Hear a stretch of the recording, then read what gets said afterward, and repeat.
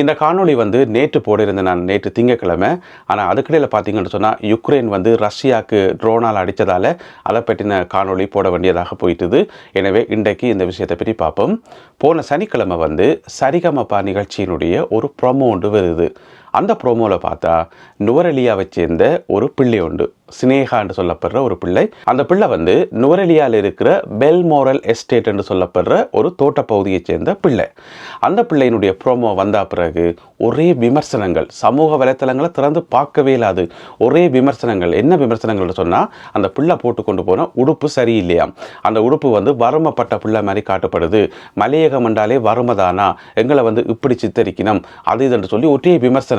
அது மட்டும் இல்லாமல் அந்த பிள்ளை சங்கிலி போடையில, காப்பு போடையில, மோதிரம் போடையில, நெத்தி சுட்டி வைக்கலன்னு சொல்லி ஒரே விமர்சனங்களும் ஒரே புலம்பல்களும். அந்த பிள்ளை இப்படி காட்டி போட்டாங்க, இப்படி காட்டி போட்டாங்க, மலையகமண்டா வறுமதானா, மலையகமண்டா கஷ்டம்தானா, இலங்கையை இப்படி காட்டினோம், இலங்கையை கீழ்த்தரமா சித்தரிக்கணும், அது இதுன்னு சொல்லி இந்த விமர்சனங்களுக்கும் இந்த புலம்பல்களுக்கும் என்ன காரணம் என்று பார்த்தா, இதே பிள்ளை இதுக்கு முதல் வேறொரு தொலைக்காட்சியில நிகழ்ச்சியில கலந்து கொண்டதாம். கொழும்புல இருக்கிற ஒரு தொலைக்காட்சியின் நிகழ்ச்சியில கலந்து கொண்டதாம், பாடல் நிகழ்ச்சியில. அந்த நிகழ்ச்சியில் நல்ல நல்ல உடுப்புகள் போட்டதாம், நல்ல நவீன உடுப்புகள், மாடர்னான உடுப்புகள் எல்லாம் போட்டதாம். ஆனால் இந்த தொலைக்காட்சியில் அப்படியான உடுப்புகள் போடலையாம். இப்போ அவையின் பிரச்சனை அதுதான். அந்த தொலைக்காட்சியில் நல்ல உடுப்பு போட்டது, இந்த தொலைக்காட்சியில் நல்ல உடுப்பு போடலை. இதுதான் இப்போ பிரச்சனை. எனவே அவையில் கூட்டி கழிச்சு என்ன முடிவு கோரினோம்னு சொன்னால், இந்த பிள்ளைகிட்ட நல்ல நல்ல உடுப்புகள் இருக்குது, நகையாக இருக்குது, இந்த பிள்ளை பெரிய பணக்காரி, இந்த பிள்ளை பெரிய கோடீஸ்வரி. ஆனால் இந்த நிகழ்ச்சியில் போயிட்டு அனுதாபம் தேடுறதுக்காக தன்னுடைய உடுப்புகளையும் நகைகளையும் எங்கேயோ மறைச்சு வச்சு போட்டு இந்த கோலத்தில் நிற்கிது, அனுதாபம் தீர்றதுக்காக இப்படி ஒரு நடிக்குது என்று கூட விமர்சனங்கள் வச்சிருக்கிறோம். எனவே அந்த விமர்சனம் சொல்றாக்கள் வந்த முடிவு அதுதான். இந்த பிள்ளை ஒரு பணக்கார பிள்ளை, கோடீஸ்வர வீட்டு பிள்ளை, இப்படி நிற்குது என்று ஒரே தலையா அடிச்சு ஒரே விமர்சனம். அதுக்கு பிறகு இந்த இம்சை தாங்க முடியாமல் அந்த பிள்ளையினுடைய அம்மாவும் அப்பாவும் ஒரு காணொலி என்று விடினம், ஒரு காணொலியில் கதைக்கிறோம். இந்த மாதிரி இப்படியெல்லாம் சமூக வலைத்தளங்களை கதைக்கப்படுது. ஆனால் நீங்கள் நினைக்கிற மாதிரி நாங்கள் பணக்காரர் இல்லை, நாங்கள் இப்படித்தான் தோட்டத்தில் தான் இருக்கிறோம், தோட்டத்தில் தான் வேலை செய்கிறோம், நான் இந்த மாதிரி பாத்திரங்கள் எல்லாம் கழுவி அதில் வர காசை வச்சு கொண்டு தான் என்னுடைய பிள்ளைகளை வளர்க்குறேன். சில சந்தர்ப்பங்களில் பிள்ளைகள் பள்ளிக்கூடத்துக்கு சாப்பிடாம கூட போயிருக்குது. அங்கே பள்ளிக்கூடத்தில் மெட்டாக்கள் கொடுக்குற சாப்பாட்டை வேண்டி சாப்பிட்டுட்டு படிச்சுட்டு வந்த வரலாறும் இருக்குது. எனவே இந்த மாதிரி எங்களுக்கு நிறைய கஷ்டங்களும் வறுமையும் இருக்குது. அதோட அந்த தோட்ட பகுதியை சேர்ந்த பெல்மோரல் எஸ்டேட் தோட்ட பகுதியை சேர்ந்த மற்ற சகோதர சகோதரிகள் என்ன தெரிவிக்கணும், தங்களோட ஒரு நாள் சம்பளத்தை அந்த தோட்ட மேனேஜர் இருப்பார் தானே, அவருக்கு கடிதம் எழுதி, அது இப்போ என்று சொன்னால் இந்த வருஷம் பிப்ரவரி மாதம் 22 ஒரு கடிதம் எழுதி அதில் ஒரு 13 பேர் கையெழுத்து வச்சு, அந்த கடிதத்தை தான் இப்போ நீங்கள் பக்கத்தில் பார்க்குறீங்க. அவையில் ஒரு வேண்டுகோள் வைக்கணும், எங்களுக்கு எங்களோட ஒரு நாள் சம்பளத்தை இந்த சகோதரி அதாவது குருமூர்த்தி சினேகான்னு சொல்லப்படுற இந்த பாடகி இந்தியாவுக்கு போய் பாடுறதுக்கு எங்களுடைய ஒரு நாள் சம்பளத்தை கொடுங்கோன்னு சொல்லி கடிதம் எழுதி ரிக்வெஸ்ட் பண்ணி அந்த காசை எடுத்து அந்த காசில் தான் ஃப்ளைட் டிக்கெட் போட்டு பிள்ளை இந்தியாவுக்கு போயிருக்குது. இதை அந்த பிள்ளையினுடைய அம்மா அப்பாவும் அந்த தோட்டத்தில் வேலை செய்கிற ஏனைய ஆக்களும் சொல்லினோம். எனவே அந்த பிள்ளையை காயப்படுத்தாதீங்கோ, இதுதான் எங்களுடைய நிலைமை, நீங்கள் நிற்கிற மாதிரி நாங்கள் பெரிய பணக்காரரும் கோடீஸ்வரரும் இல்லை. ஆனால் அந்த முதல் நிகழ்ச்சி இருக்குது தானே, முதல் தொலைக்காட்சி நிகழ்ச்சி, அந்த நிகழ்ச்சியில் பிள்ளை அப்படியான உடுப்புகள் போட்டது காரணம் அந்த தொலைக்காட்சிக்காரன் வேண்டி கொடுத்தது, அவங்க வேண்டி கொடுத்து இதை போடு அதை போடுன்னு சொல்லிப்பான் அவரோடக்கு.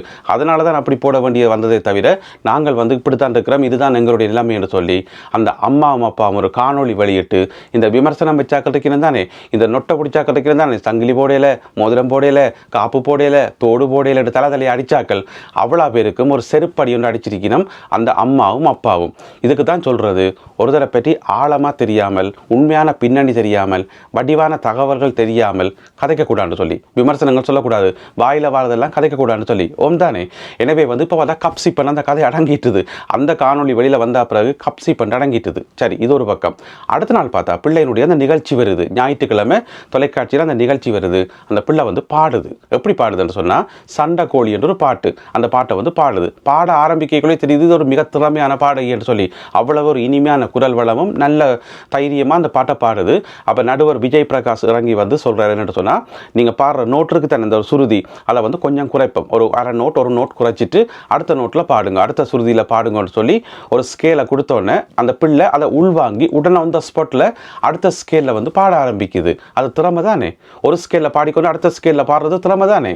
உடனே அதை உள்வாங்கி கொண்டு நாங்கள் பாடுவோமா, எங்களுக்கு ஸ்கேலை மாதிரி தான் தெரியுமா எந்த ஸ்கேல் எங்கே போகுதுன்னு சொல்லி ஏதோ வாயில் வரதை தான் பாடுவோம் தானே. எனவே அந்த பிள்ளை தன்னுடைய திறமை அதில் காட்டினோன்னே செலக்டட் அந்த நிகழ்ச்சியில் இப்போ தெரிவு செய்யப்பட்டிருக்குது.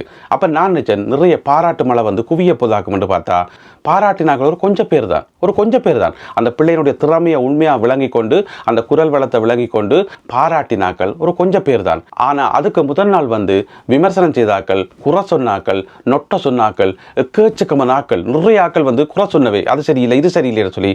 ஆனால் அவ்வளோ பேரும் அடுத்த நாள் வந்து பிள்ளையை பாராட்டினவையான்னு கேட்டா இல்லை, பாராட்டவே இல்லை. இப்போ அந்த தொலைக்காட்சியெலாம் உங்களுக்கு கோவம், அந்த தொலைக்காட்சி இந்த பிள்ளையை எப்படி சித்தரித்து போட்டுதுன்றதான் உங்களோட பிரச்சனை. அப்போ அந்த தொலைக்காட்சியை பேசி போட்டு பேசுகிறேன்னா பேசுங்க, விமர்சனம் வைக்கிறேன்னா விமர்சனம் வைங்க, ஒரு பிரச்சனையுமே இல்லை. அந்த பிள்ளையை நீங்கள் பாராட்டையில, அந்த பிள்ளைன திறமை அந்த பிள்ளைன திறமை தானே. அப்போ அதை பாராட்ட வேண்டியதானே. அதை பாராட்டுறதுக்கு மனம் பெறையலை, பாராட்டுறதுக்கு நல்ல மனம் பெறணும், நல்ல மனசு இருக்கணும், அந்த மனம் பெறையலை. எனவே பாராட்டுறதுக்கு அறிவு வேணும், விஷயங்களை தெரிஞ்சு அதை நுணுக்கமாக பாராட்டுறதுக்கு உண்மையில அறிவு வேணும், இசை அறிவு வேணும். எனவே அது இல்லாதாக்கள் வந்து இந்த மாதிரி விமர்சனங்களை வச்சு முடிய அவ்வளோ விமர்சனம் வச்சாக்களுக்கும் செருப்பால் அடிச்சிருக்கணும் அந்த பிள்ளையினுடைய அம்மாவும் அப்பாவும் அந்த தோட்ட பகுதியைச் சேர்ந்த ஆக்களும். சரி, இந்த ஒரு சம்பவத்துக்கு பின்னால் மிகப்பெரிய ஒரு அரசியல் ஒன்று இருக்குது. இப்போ என்னென்னா அந்த தொலைக்காட்சி வந்து மலையகத்தில் தோட்டப்பகுதியிலிருந்து வந்த ஒரு பிள்ளையை வந்து அந்த கோலத்தில் காட்டி போட்டுன்றதான் இங்கே பிரச்சனை. என்ன பிரச்சனை எடுத்தோன்னா, எங்களுடைய தோட்ட மக்களோட வாழ்க்கை எப்படி இருக்குது மலையகத்தில். இப்போ மலையகத்தில் வந்து இருக்கிற எல்லாரும் தோட்டத்தில் வேலை செய்யணும்னு கேட்டால் இல்லை. மலையகத்தில் வந்து வெளியில் வந்து படித்து பல்கலைக்கழகங்களுக்கு போய் படித்து வேறு பெரிய பெரிய தொழில்களையும் பெரிய பெரிய பணக்காரரை இருக்கணும், கேண்டீன் வரலையே அங்கே இங்கெல்லாம் பெரிய பெரிய பணக்காரரை இருக்கணும். அது ஒரு பக்கம். இன்னொரு பக்கம் தோட்டத்தில் இன்ற வரைக்கும் எங்களுடைய மக்கள் அடிமையாக தான் இருக்கணும். அவர்களுடைய வாழ்க்கை மேம்பட்டிருக்கா இல்லையே? அவையில் கேட்குற அடிப்படை சம்பளத்தை நீங்கள் கொடுக்குறீங்களா? 1700 மேலே தாண்டி போகிறீங்களா? 2000 ரூபா கொடுக்கலாம் தானே ஒரு நாளைக்கு கொடுக்குறீங்களா? எவ்வளவு காலமாக அந்த மக்கள் வந்து போராட்டம் நடத்தினோம், கோரிக்கை வைக்கணும். எத்தனையோ அரசுகள் மாறி மாறி வந்தாலும், எத்தனை கோரிக்கை வச்சாலும், எப்படித்தான் போராட்டம் நடத்தினாலும் கொடுக்குறீங்க இல்லையே. இன்னும் அந்த மக்களை வந்து அடிமைகளாக வச்சுக்கொண்டு, இந்த நவீன அடிமைகள் 2025ஆம் ஆண்டில் நவீன அடிமைகள் மாதிரி வச்சுக்கொண்டு அதுகளோட ரத்தத்தை உறிஞ்சி கொண்டு அதுகளை போட்டு படாத பாடு படுத்தி கொண்டு தான் இருக்கிறீங்க. ஓம் தானே. இதே இலங்கையில், இதே இலங்கை தீவில் வந்து மலையகத்துக்கு வெளியில் உதாரணமாக வடக்கு கிழக்கில் பார்த்தீங்கன்னு சொன்னால் ஒரு ஆளை வந்து நாட்கூலி வேலைக்கு 1700 ரூபா சம்பளத்தோட உங்களால் பிடிக்க முடியுமா? யாராவது வரையும் 1700 ரூபா சம்பளத்துக்கு ஒரு நாளைக்கு 8 மத்தியாலம் வேலைகிறதுக்கு கட்டசி வரைக்கும் பெற மாட்டோம். கட்டசி வரைக்கும் இல்லை, குறைஞ்சது 3000 ரூபா கொடுக்கணுமாம். 3000, 3500 ரூபா, 4000 ரூபா வருதாம் ஒரு நாள் கூலி. அப்படி ஒரே இலங்கை தீவில் ஒரு பகுதியில் நாள் கூலி இருக்கும்போது இங்கே பார்த்தீங்கன்னு சொன்னால் குறிப்பிட்ட கொஞ்சம் மக்களை வச்சுக்கொண்டு அதுகளில் ரத்தத்தை உறிஞ்சி கொண்டு 1700 ரூபாயும் கொடுக்குறீங்களோ தெரியாது. அதுபோக எங்களுக்கு தான் தெரியுமே மலையகத்தில் எங்களுடைய உறவுகள் எவ்வளோ கஷ்டப்படினோம், எவ்வளோ துன்பப்படினோம் என்று சொல்லி. எனவே அந்த பகுதி மக்களுடைய ஒரு பிரதிநிதியாக ஒரு பிள்ளை வெளியில் வரையக்குள்ள அந்த பிள்ளையினுடைய அந்த பின்னணியை காட்டைக்குள்ள அந்த பிள்ளை வந்து அந்த இடத்துல வந்து சினேகாவா விரையில, அந்த இடத்துல வந்து சினேகாவா நாங்கள் பார்க்கக்கூடாது. அந்த பிள்ளையினுடைய உருவத்தில் வந்து மலையகத்தில் கஷ்டப்படுற, தோட்டங்களில் கஷ்டப்படுற எங்களுடைய உறவுகளை நாங்கள் பார்க்கணும். அதுக்காகத்தான் அந்த ஒரு உடையமைப்பில், அந்த ஒரு வடிவமைப்பில் அந்த பிள்ளை வந்து அந்த நிகழ்ச்சியில் பாடினது அந்த எபிசோடில். ஏன்னா அறிமுக நிகழ்ச்சி, நீங்கள் எங்கேருந்து வாரீங்கள், நீங்கள் யார், உங்களுடைய பின்னணி என்று சொல்லி. உண்மையில் சொல்ல போனால் அந்த தோட்ட மக்களுடைய வறுமையையும் அந்த தோட்ட மக்களுடைய கஷ்டத்தையும் வந்து சரியான முறையில் வந்து பிரதிநிதித்துவப்படுத்தினது அந்த ஒரு தோற்றம் தான். அதை விட்டுட்டு அதே பிள்ளையை கூட்டிக் கொண்டு போயிட்டு கொழும்பில் வச்சு ஆடம்பரமான உடுப்புகள் போட்டு, நவீன உடுப்புகள் போட்டு பெரிய பணக்காரி மாதிரி காட்டுனது வந்து அதுக்கு பின்னால் அரசியல் இருக்குது. அதாவது வந்து அந்த தொலைக்காட்சி என்ன செய்யுதுன்னு சொன்னால் இந்த மலையக மக்களுடைய வறுமையையும் அவர்கள் அன்றாடம் படுற கஷ்டத்தையும் வந்து மூடி மறைச்சு ஏதோ மலையகத்தில் எல்லாரும் பெரிய பணக்காரர் கோடீஸ்வரர் மாதிரி ஒரு தோற்றத்தை ஒரு படத்தை போட்டிருக்கணும். அது படம், அது சினிமா. ஓம் தானே. யோசிச்சு பார்த்தோம்னு சொன்னால் இலங்கையில் மட்டுமில்லாமல் உலக நாடுகள், எல்லா நாடுகளையும் எடுத்து பார்த்தா அங்கே வாழ்கிற எல்லா மக்களுடைய வாழ்க்கையும் ஒன்று கிடையாது. ஒவ்வொரு பகுதி மக்களுடைய வாழ்க்கையும் வந்து ஒவ்வொரு விதமாக இருக்கும். அது தவிர்க்க முடியாது. அதை வெளியில் சொன்னால் தானே அவர்களுடைய பிரச்சனை தீரும், சம்பந்தப்பட்டவர்களுடைய பிரச்சனை தீரும். இப்போ மலையக மக்களுக்கு, தோட்டத்தில் வேலை செய்கிற மக்களுக்கு இப்படிலாம் பிரச்சனை இருக்குது, அவர்களுக்கு சம்பளமே கொடுக்குறாங்க இல்லை, அவங்களோட ரத்தத்தை போட்டு உறிஞ்சுறாங்கன்றதை வெளியில் சொன்னால் தானே தெரிய வரும். எனவே இந்த பிள்ளை மூலமாக அந்த மலையக மக்களோட கஷ்டம் ஒரு காலத்தில் வெளியில் வரும் கட்டாயம். அப்படி வரும்போது தானே அவைக்கு ஒரு தீர்வு கிடைக்கும். அதில் என்ன பிள்ளை நடக்குது? அதில் என்ன இலங்கையில் மானம் போகும்? ஐயோ இலங்கையில மானம் போச்சுது, இலங்கை இப்படித்தான் சொல்லி முத்திர ஊத்துறாங்கன்னு சொல்லி மலையகத்தில் தோட்ட பகுதியில் இருக்கக்கூடிய பிரச்சனையை சொன்னால் இப்படி இலங்கையினுடைய மானம் போகும். எப்படி போகும்?